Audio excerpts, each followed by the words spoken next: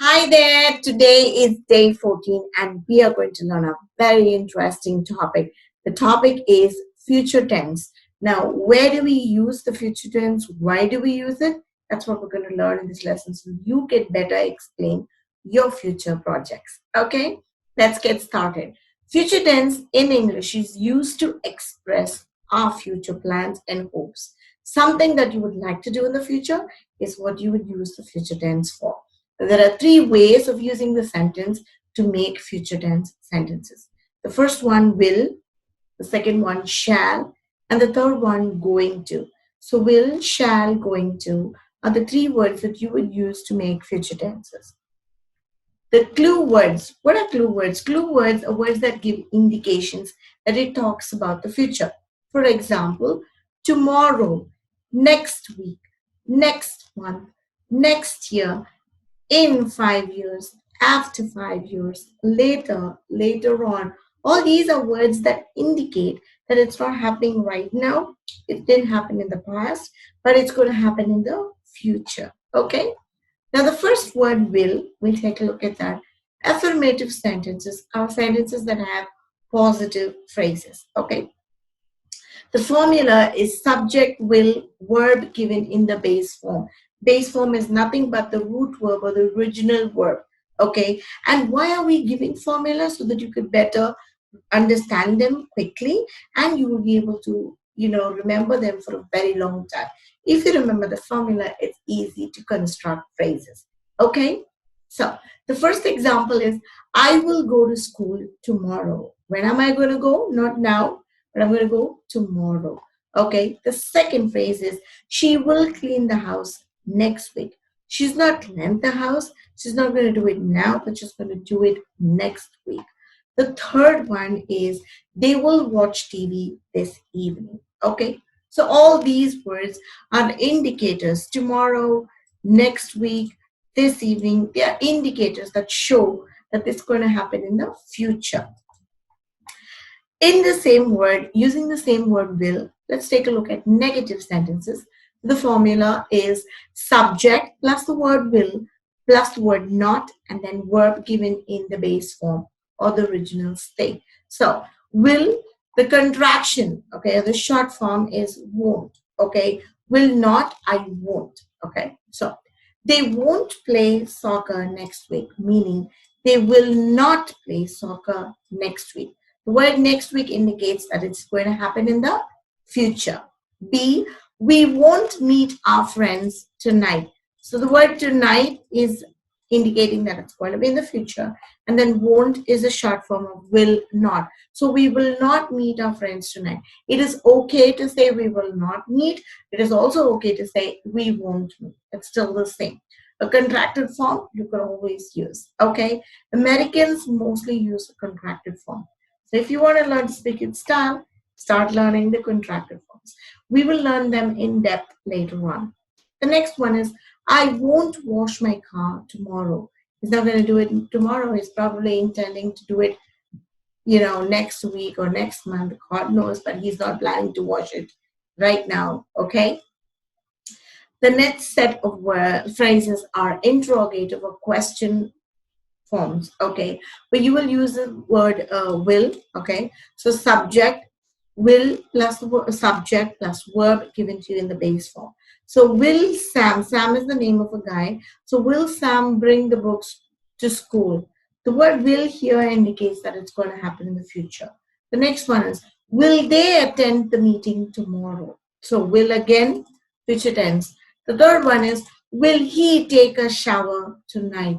So all these are indications that it is going to happen in the near future. And now let's see what's going to happen with the word will and also going to in the future tense. Okay. The first one, will, to take spontaneous, instant, rapid decisions. Spontaneous, instant, rapid decisions means something that you could do immediately. Spontaneous, instant, and rapid decisions. All the three are same words. They're synonyms. Words that have the same meaning but different words used. Okay.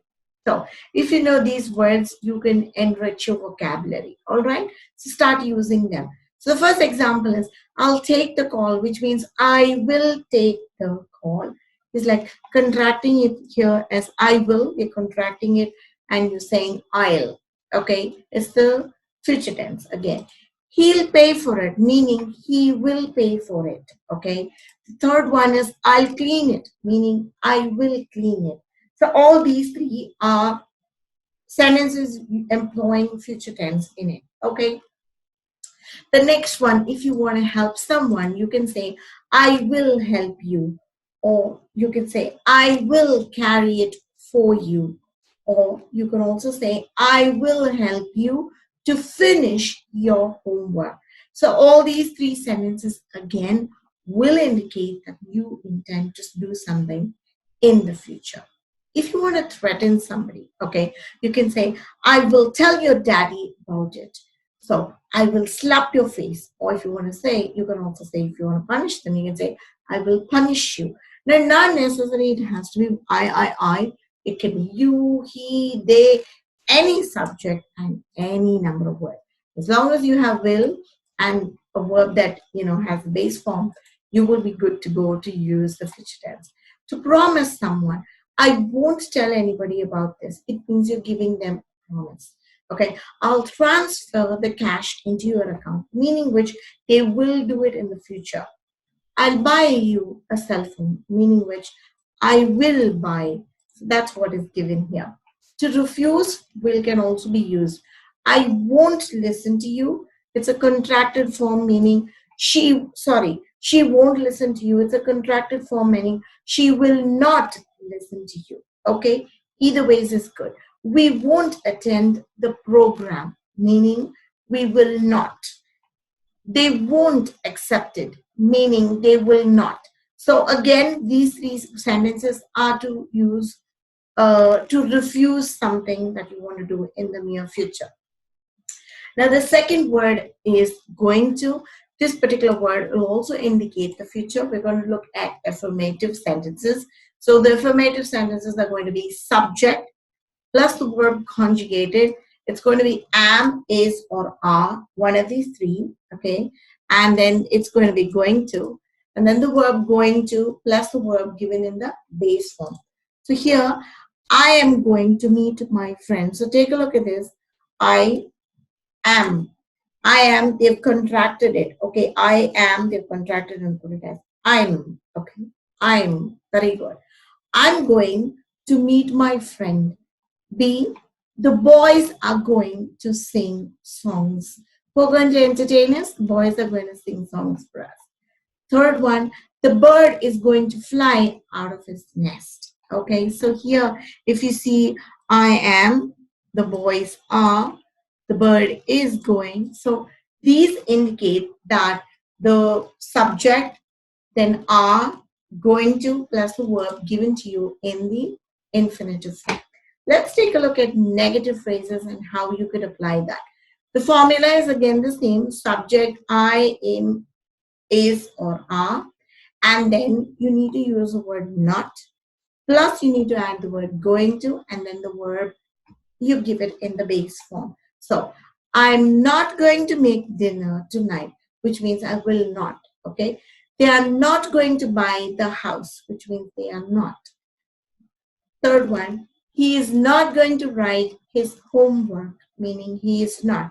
So all these indicate that they're not going to do this in the near future, and it is also in the negative meaning, meaning that they're not planning to do it any sooner. Interrogative form is asking questions. You will learn how to ask questions using this formula. So am, is, are, use these, and then followed by the subject, then going to plus the verb given to you in the base form. So the first sentence is, are we going to watch the movie tonight?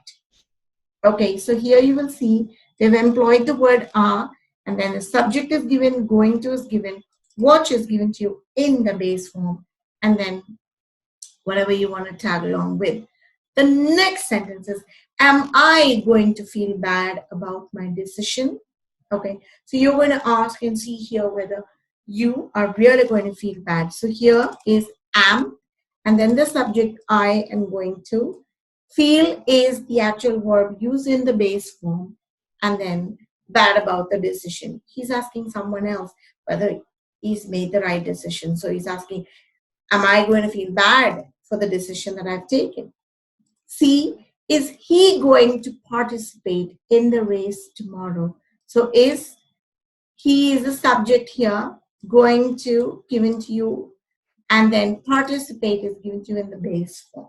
Okay, so I hope you can correlate to the actual formula given to you here. Please make a note of that. The next one is going to used in. Okay, so prior plans are the decision was made before the moment of speaking. Okay, when was the decision made? It was made before the moment of speaking. Example, I'm going to the beach next week. Okay, or next weekend with my friends. When am I going? Not now. I didn't go yesterday, but I'm going to go next week. And this indicates that it's going to happen in the future. Evidence or signs means proof that there are signs that something is going to happen. For example, the cloud is so dark that I think it's going to rain.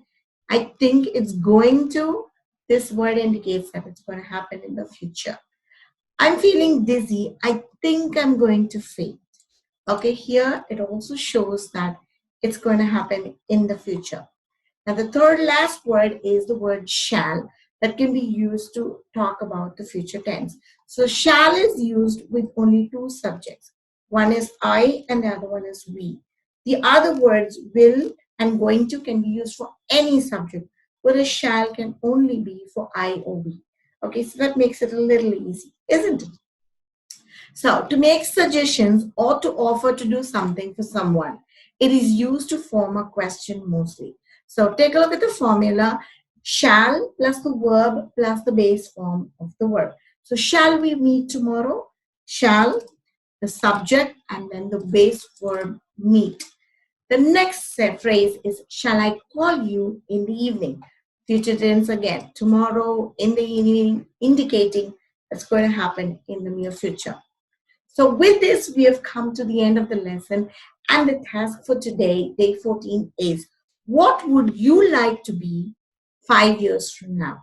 As in, like, in terms of job. Okay, if you are a current student, then what is it that you want to do 5 years from now? If you're already working, where would you like to see yourself? In what position? Would you like to be in the same stagnant place, or would you like to improve? And that's what I want to know. Here, you will get an opportunity to use the future tenses. How to use it, we've already told you. So listen to the video again and again until you understand it, and then talk about your future goal. Okay, the objective here is you can imagine. Even if you say, I want to be the next prime minister or the next president, that's okay. But as long as you are able to use the future tense right in the right place, that's what we're going to look at. Okay, so I'll break it down for you. Let's say, for example, you want to be the Prime Minister of India. Then you can say, what job or position would you like to be? Right now, I'm a milkman, but I want to be the Prime Minister of India. So 5 years from now. So why would you like to be in that position? I would like to be in the position to be able to control India, to be able to help or, serve mankind or serve the people of India, something like that. Just come up with your own reasons. You need to speak for at least 5 minutes. Now is day 14. Today is day 14, which means you have learned a lot of things. So utilize this place, make mistakes, use a lot of vocabulary, choose a lot, learn a lot of words, try to add more words if you are able to, because you are a winner. And it takes a winner to make that, go that extra mile, walk that extra mile, take extra effort, learn and use it here. So when you make a mistake, if at all you make, I will correct it. We will correct it so that you can improve and start speaking beautifully. Okay. The third sentence is, where are you right now? Right now, I'm a postman. And from 5 years from now, I want to be the president of India. Or D, you can say what strategies or plans you're going to follow in order to achieve it. For example, I'm going to keep myself fit. I'm going to get up 5 o'clock in the morning. I'm going to do my workout for like 2 hours. I'm going to do yoga, and then I'm going to start studying. every single day. So something like that. I'm just giving you examples. You can choose to say what you want. Okay. The next one is, if you achieve your dream, how would you feel? Would you feel happy about it? Would you feel proud about it? Who would you tell? Things like that. And the last one is a little bit tricky, but we want you to answer it. For some unseen reason, if you are not able to achieve your dream, would you feel sad? How would you feel? Would you still be happy? Would you be a positive person? Or would you give up on yourself and your goal? Comment below. Also, shoot this video and post it on Facebook. We're not trying to judge you. We're trying to help you to think creatively so that you can be the best version of yourself. I wish you the very best, and I'll see you all in another video. Bye for now.